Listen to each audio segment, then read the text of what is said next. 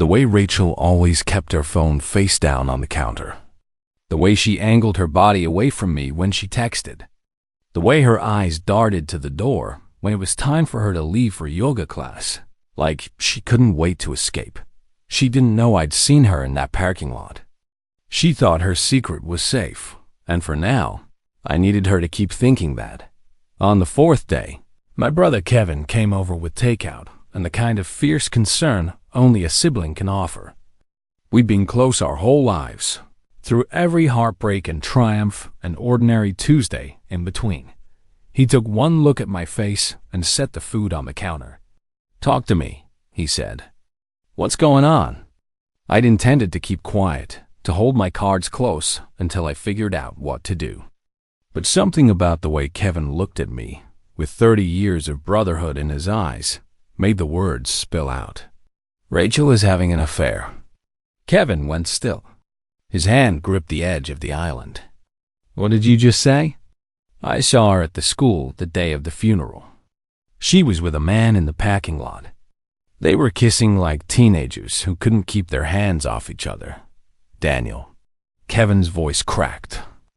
"Are you sure?" "Maybe there's an explanation." "There's no explanation for what I saw." His hands were all over her.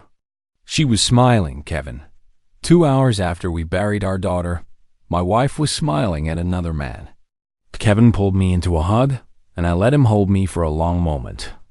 When he finally stepped back, his expression had changed.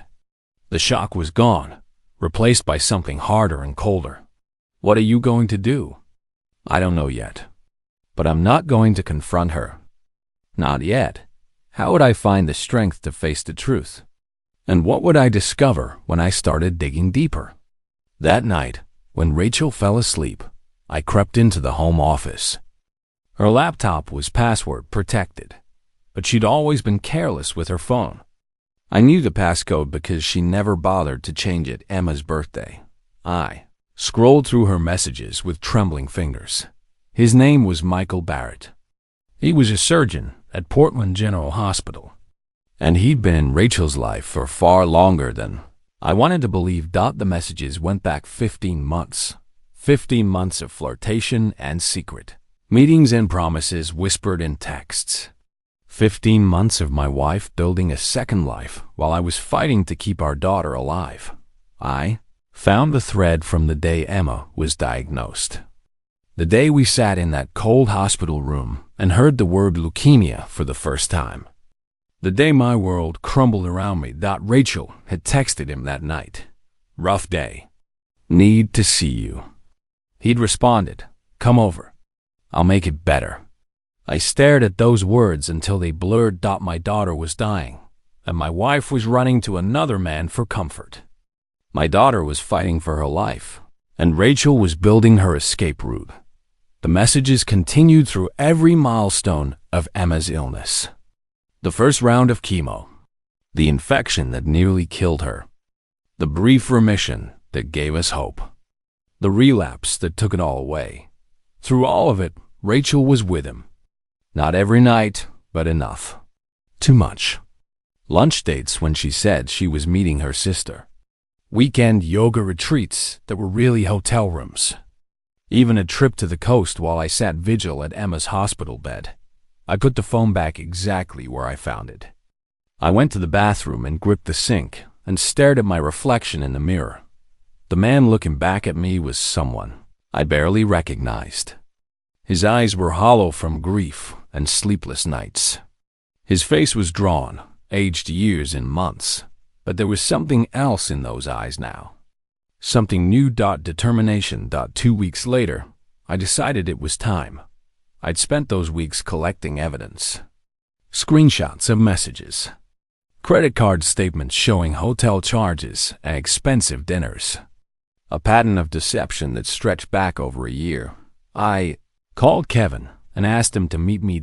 We sat in his kitchen while I showed him everything I gathered. I watched his face change as he read the color draining from his cheeks, his jaw tightening with anger. "She complained about the hospital visits," Kevin said flatly. "While Emma was dying, she complained about having to be at the hospital." "Yes, Daniel, you have to leave her. You have to end this. I know. When? I took a deep breath. Tonight. That evening, I waited for Rachel in the living room.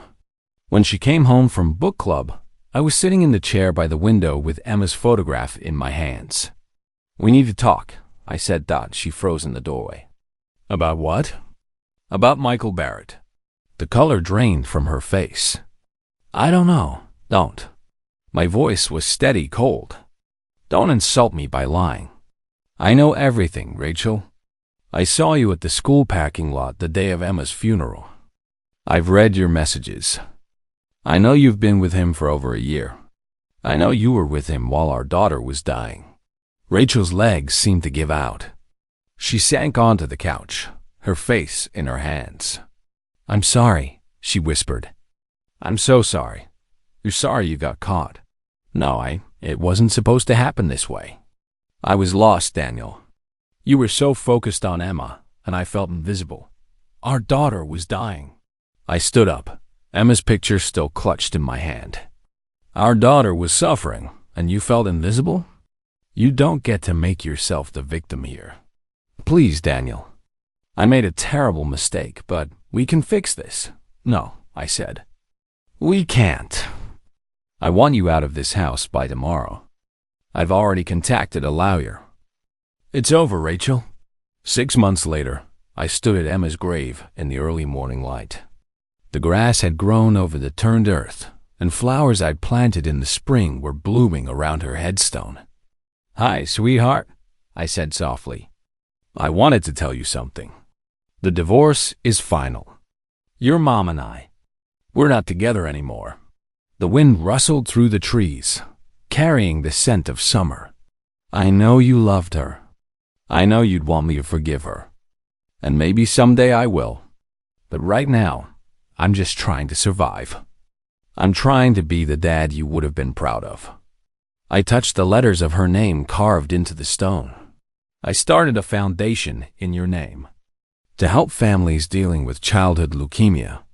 The medical bills, the travel expenses, all the things insurance doesn't cover.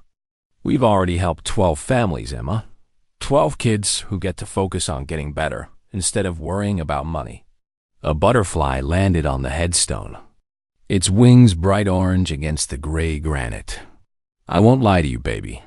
Some days are still really hard. Some days I miss you so much I can barely breathe. And some days I'm so angry at your mom that I don't know what to do with it all.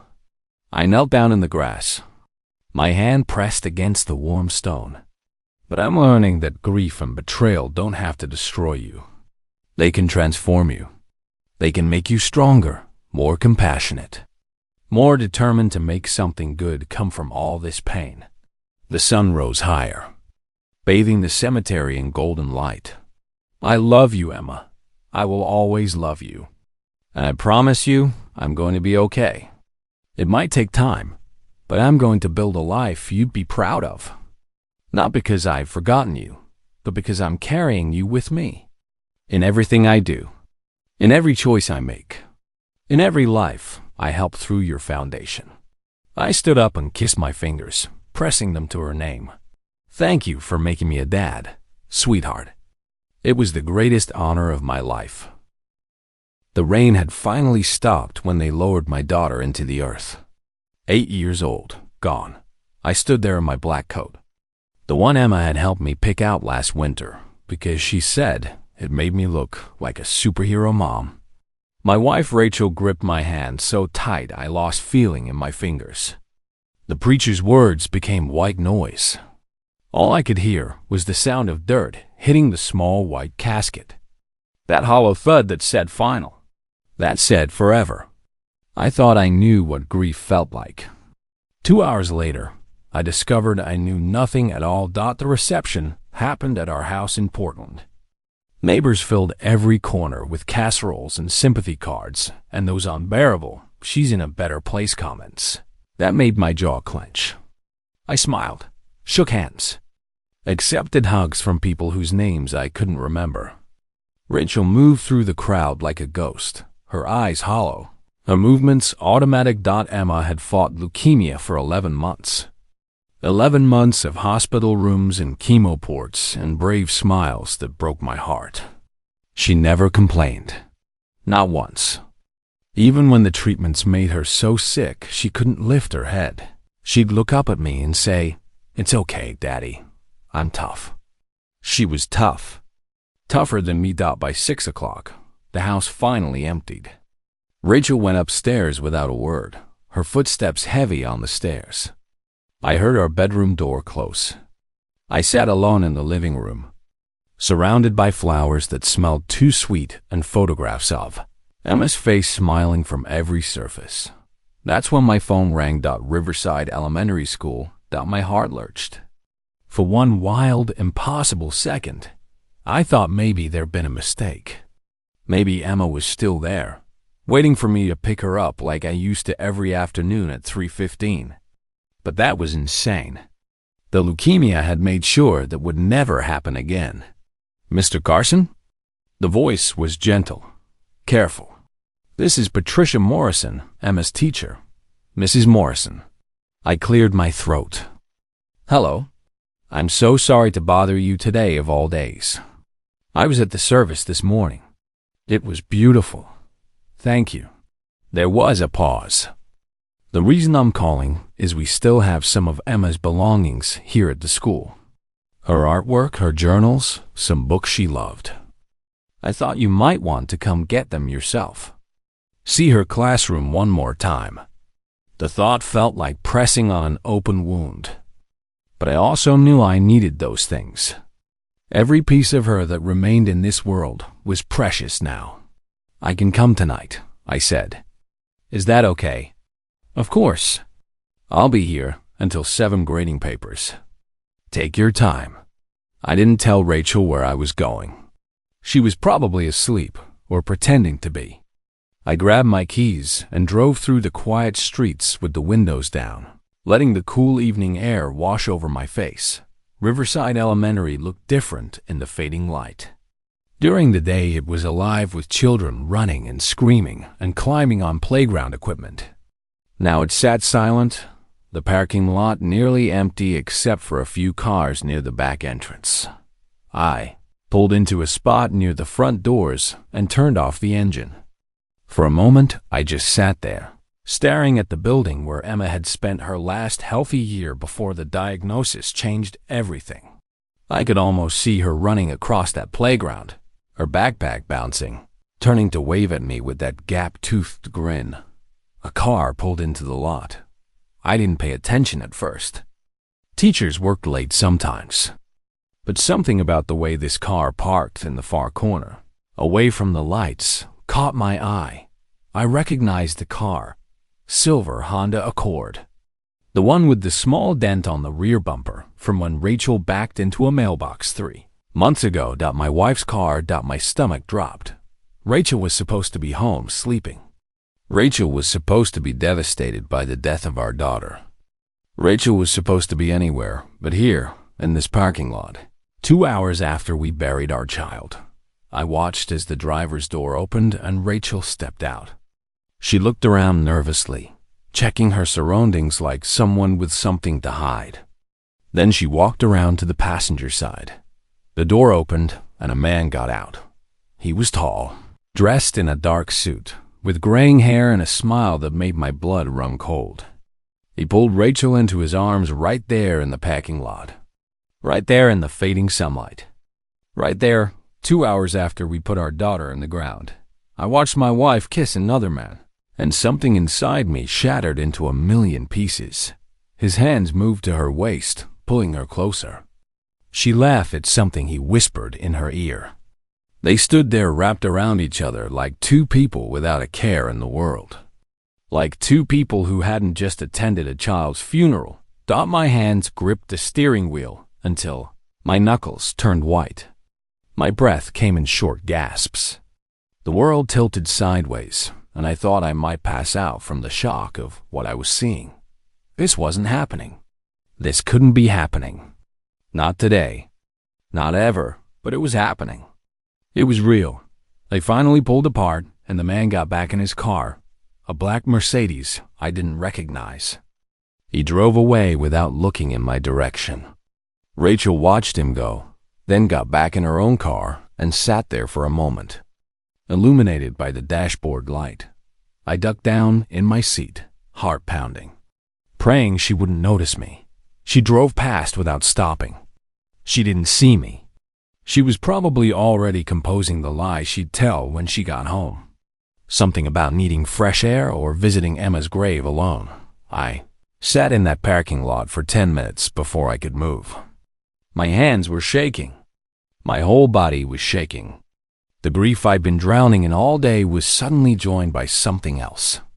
Something hot and sharp that burned in my chest. Betrayal. On the worst day of my life, my wife was with another man.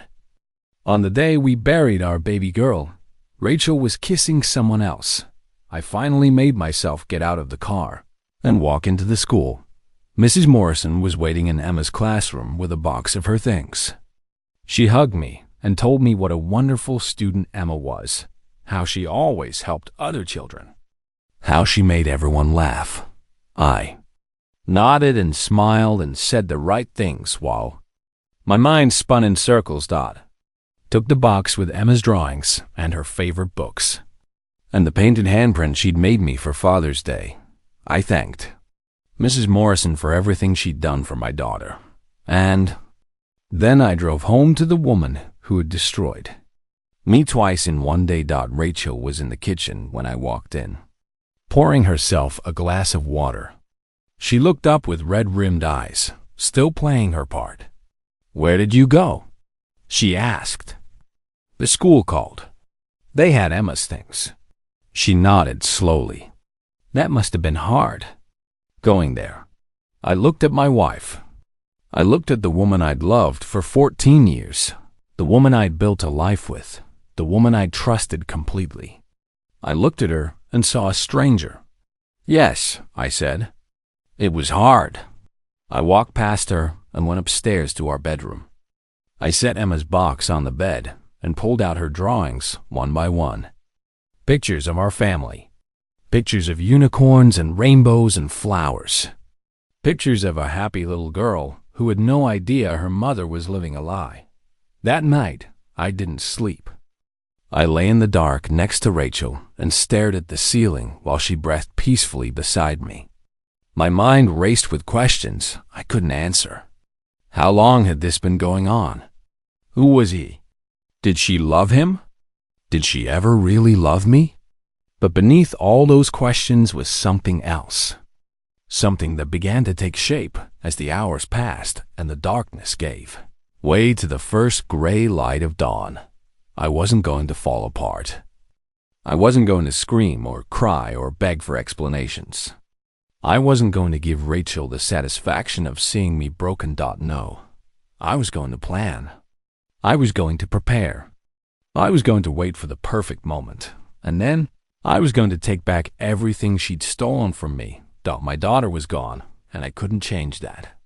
But my life wasn't over. My story wasn't finished. Rachel thought she knew me.